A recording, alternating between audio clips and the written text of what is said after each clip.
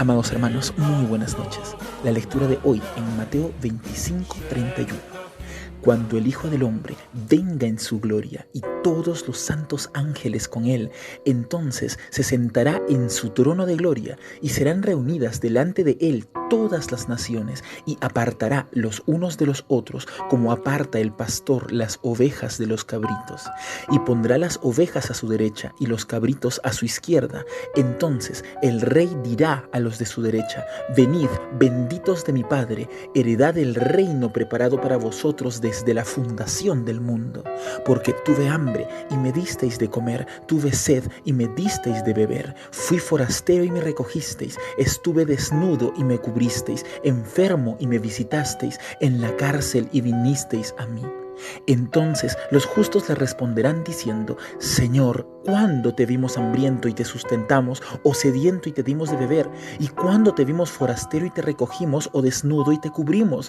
¿O cuándo te vimos enfermo o en la cárcel y vinimos a ti? Y respondiendo el rey les dirá: de cierto os digo que en cuanto lo hicisteis a uno de mis hermanos más pequeños, a mí lo hicisteis. Entonces dirá también a los de su izquierda: apartaos de mí, malditos, al fuego eterno preparado para el diablo y sus ángeles, porque tuve hambre y no me disteis de comer, y tuve sed y no me disteis de beber, fui forastero y no me recogisteis, estuve desnudo y no me cubristeis, enfermo en la cárcel y no me visitasteis. Entonces también ellos le responderán diciendo: Señor, ¿cuándo te vimos hambriento, sediento o forastero, desnudo o enfermo o en la cárcel y no te servimos?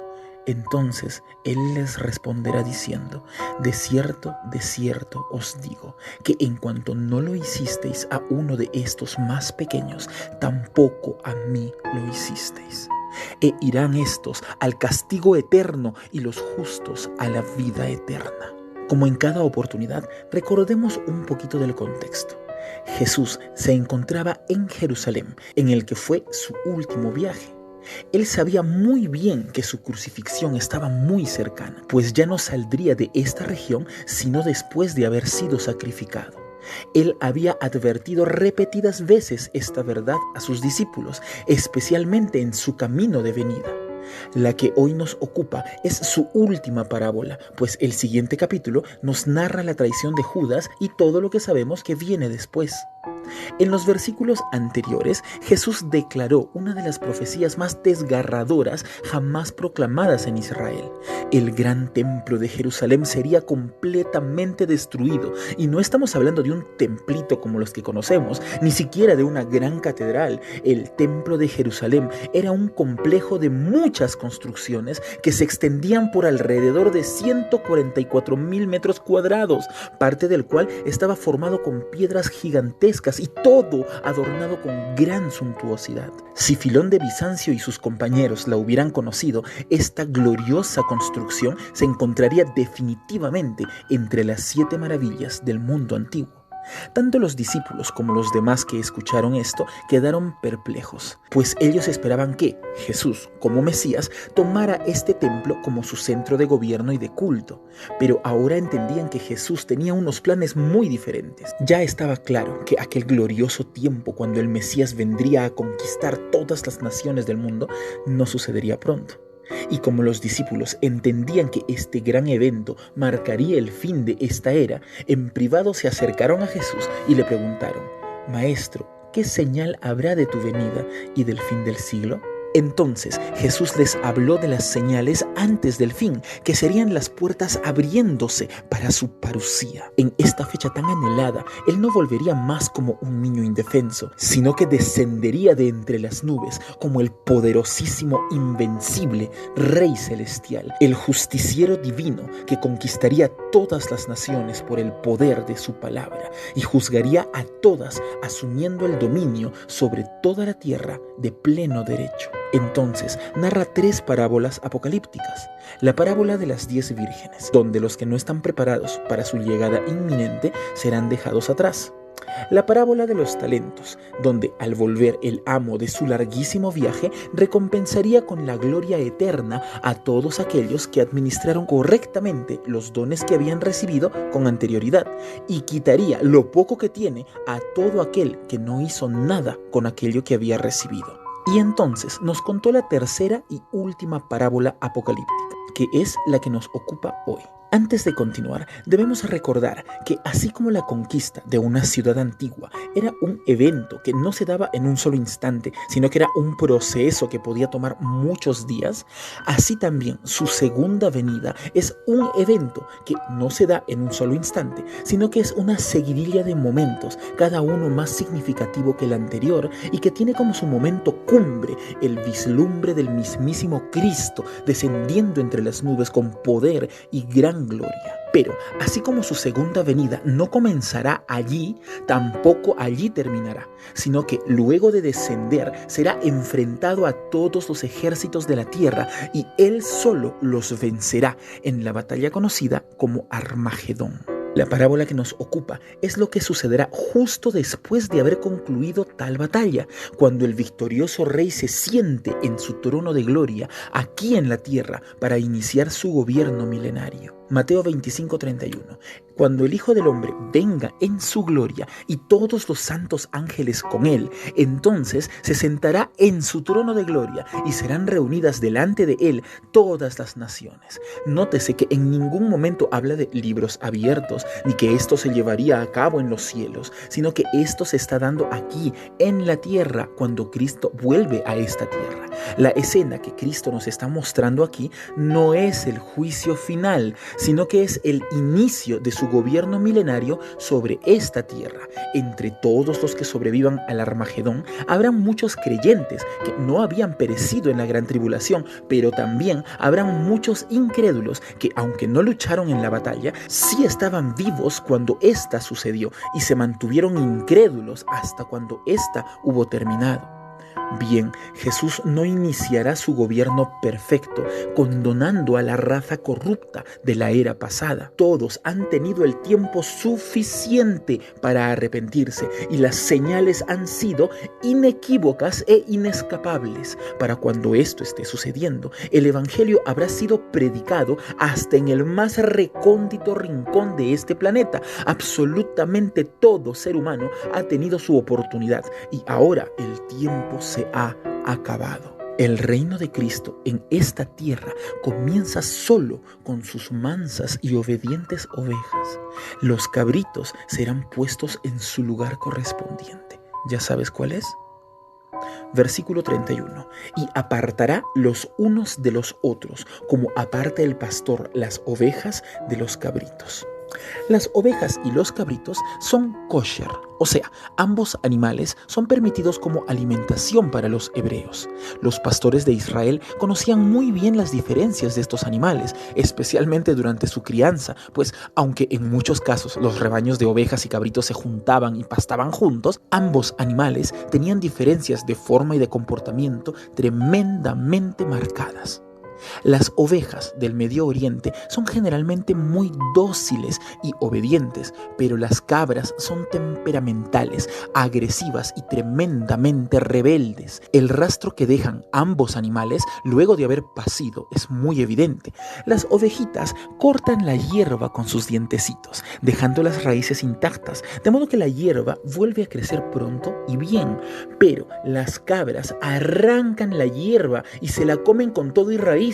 Los campos quedan empobrecidos luego del pasar de un rebaño de cabras y su restauración demora muchísimo más. A veces los rebaños se mezclaban, pero cuando llegaba la noche y era momento de volver al lugar de descanso, es mucho mejor que las agresivas cabras estén entre cabras en su lugar correspondiente y las dóciles ovejas se queden con sus semejantes. La separación es necesaria. Versículo 33. Y pondrá las ovejas a su derecha y los cabritos a su izquierda. No hay lugar intermedio, no hay medias tintas, o estás en la barca o te hundes en el mar, no hay compromiso bilateral. Versículo 34. Entonces el rey dirá a los de su derecha: venid, benditos de mi Padre, En esta línea quiero que notemos lo siguiente. No estamos siendo bendecidos recién en aquel momento, sino que ya hemos sido benditos con anterioridad. Es Dios quien nos bendijo al convertirnos en ovejas. La elección no se está dando recién, sino que ya se había dado mucho tiempo atrás. Me explico. Aunque todos en algún momento fuimos aquella cabra destructiva, destinada a la perdición, por la fe en Cristo Jesús hemos sido hechos nuevas criaturas, ovejitas, destinadas desde antes de la fundación del mundo para buenas obras. Y entonces continúa Cristo diciendo: heredad del reino preparado para vosotros desde la fundación del mundo. Habla de herencia.